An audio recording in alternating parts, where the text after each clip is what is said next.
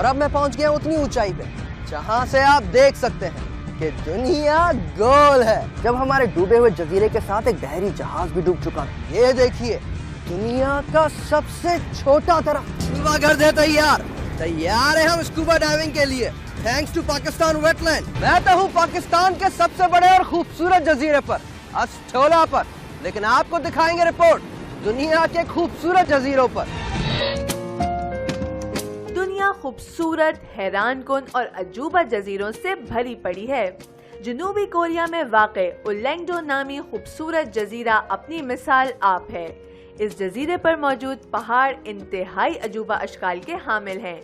ये पहाड़ को पैमाओं की पसंदीदा जगह हैं। ऑस्ट्रेलिया के टॉरस स्ट्रेट जज़ायर भी काबिले दीद हैं। अजूबा पहलू ये कि ये सिलसिला 100 से ज़ायद खूबसूरत जजीरों पर मुश्तमिल है। जापान के जनूबी समंदर में वाक़े यायामा जज़ायर का सिलसिला तमाम जापानी जजीरों पर भारी है। यहाँ सर्फिंग करने का अपना मजा है। यमन का सुकोर्टा जजीरा दुनिया भर में एक पुरस्कार जजीरा समझा जाता है, क्योंकि यहाँ पौधों और जानवरों की इक़साम अजूबा हद तक ज्यादा हैं। कुछ दरख्तों की शक्लें इंतहाई अजूबा हैं। देख रहे हो अस्टोला? और कभी देखा है अस्टोला पे किसी को साइकिल चलाते हुए? हम चला रहे हैं क्योंकि हमें जियो अजूबा। मिलते हैं ब्रेक के बाद।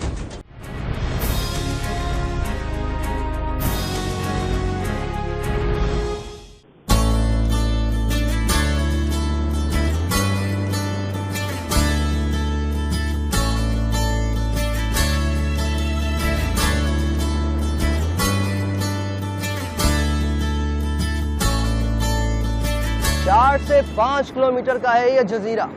इतना लंबा फासला पैदल घूम घूम के थक जाता, और वो भी अगर आपको ट्रैक करना हो टर्टल्स को, उसके लिए साइकिल बड़ी जरूरी है।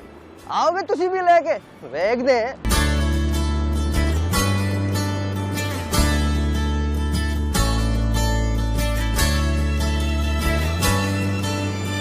साइकिल पे तो टर्टल ट्रैक नहीं मिले, लगता है अब पैदल निकलना पड़ेगा। ये टर्टल निकलते भी रात को है, लेकिन मैं तो ढूंढ के रहूंगा। टर्टल नहीं तो कम से कम उनके ट्रैक तो मिल जाए, दिखाएंगे आपको। चलिए अब पहिया पहिया।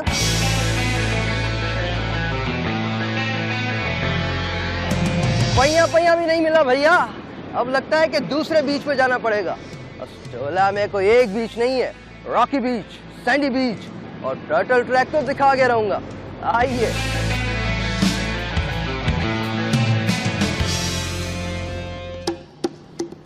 और बताओ अस्टोला आइलैंड के अजूबे, यहाँ बीच की कमी भी नहीं है।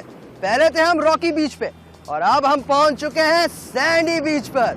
जी हाँ, इसे ये लोग कहते हैं सैंडी बीच क्योंकि यहाँ पर बहुत ज्यादा सैंड है, लेकिन उसके साथ साथ इसे टर्टल बीच भी कहा जाता है। भला वो क्यों?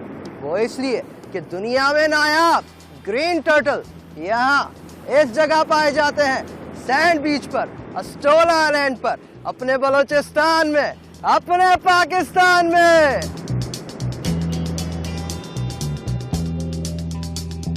ये देख रहे हैं आप, ये है टर्टल ट्रैक, यानी कछुए के पैरों के निशान। कुछ लोग यहाँ आते हैं, इन ट्रैक्स को फॉलो करते हैं और टर्टल के एग्स को जाया कर देते हैं। क्यों करते हो मेरे अजूबों को तबाह? और अब मैं पहुंच गया उतनी ऊंचाई पे जहां से आप देख सकते हैं कि दुनिया गोल है। यह है अस्टोला का टॉप या फिर टॉप, सदियों से एक तन्हा जजीरा जिसे पहले किसी ने ना देखा था और ना ही समझा था। लेकिन मैं हूं अली भंगर, जो कहता हूं वो दिखा के रहता हूं। फिर देखिए अपने पाकिस्तान को।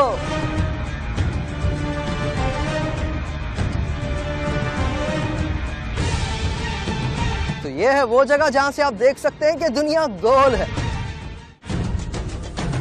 यहीं से आपको दिखाएंगे कि अस्टोला के अलावा एक और जजीरा भी मौजूद है। एक तो बेचारा डूबा हुआ है जो उसके साथ में ही है, और वो है हमारा छोटा सा जजीरा। उसको मकामी लोगों ने और किसी ने भी अब तक कोई नाम नहीं दिया। हम देंगे, हम पुकारेंगे इसे लिटिल आइलैंड। वो देखिए हमारा लिटिल आइलैंड।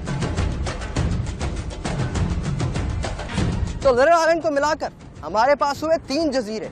एक तो बेचारा डूबा हुआ जो लिटिल आइलैंड के बिल्कुल साथ में है, और दूसरा ये।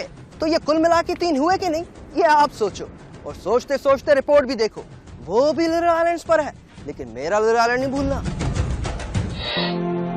खुश्क जमीन का वो हिस्सा जिसके चारों अतराफ पानी मौजूद हो जजीरा कहलाता है। अगर जजीरा बहुत बड़ा हो तो बर्रे आजम कहलाता है, और अगर बहुत छोटा हो तो टापू कहलाता है।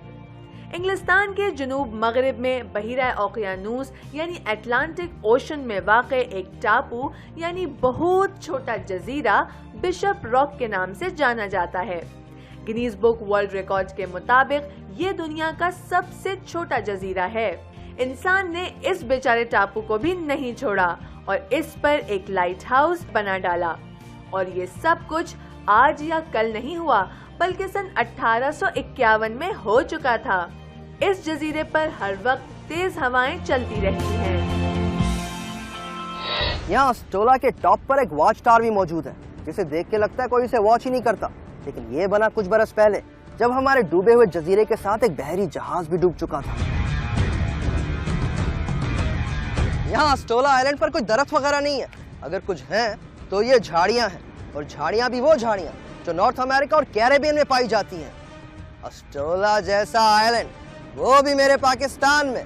तुम जाओ मलेशिया घूम के आओ। और अब मैं दिखाऊंगा अस्टोला आइलैंड पर मौजूद एक और अजूबा। ये देखिए, दुनिया का सबसे छोटा दरख्त। मजाक कर रहा हूँ, हर बात अजूबा नहीं होती। चेक कर लिया करो, चेक ब्रेक के साथ।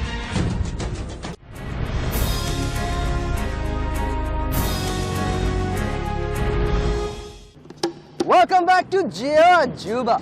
और अब जियो अजूबा में हमारे साथ है कमांडर तारिक साहब, जावेद साहब और जाफर साहब। और आज अस्टोला आइलैंड पर हम करने वाले हैं स्कूबा डाइविंग।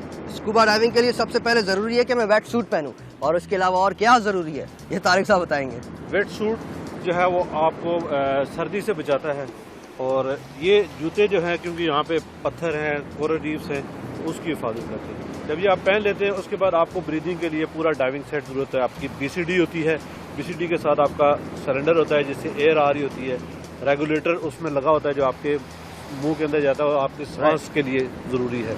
और क्या क्या नज़ारे मिलेंगे अंदर देखने को? यहाँ पे तो ये सबसे बेहतरीन और खूबसूरत चीज़ ये है कि यहाँ पे कोरल रीफ्स है, और कोरल रीफ्स ऐसा इकोसिस्टम है, वहाँ पे छोटी बड़ी हर तरह की मछलियाँ, टर्टल, हर तरह की मैरीन लाइफ। और जान को कोई खतरा नहीं? जान को और खतरा हो भी तो क्या, हम तो हैं जियो अजूबा। अभी आता हूँ वेट सूट पहन के। अजूबा कर दे तैयार। तैयार है हम स्कूबा डाइविंग के लिए, thanks to Pakistan wetland. Wetland की टीम हमारे साथ है। अब करेंगे हम स्कूबा डाइविंग बलूचिस्तान में, अस्टोला आइलैंड पे, क्योंकि मैं हूँ अली भंगर, और जो मैं कहता हूँ वहाँ जाकर दिखाता हूँ। हम तैयार हैं स्कूबा डाइविंग के लिए। अब मुझे कुछ और तैयारी भी करनी पड़ेगी। देखते हैं तारिक साहब कौन सी जगह को सुटेबल कहते हैं स्कूबा डाइविंग के लिए।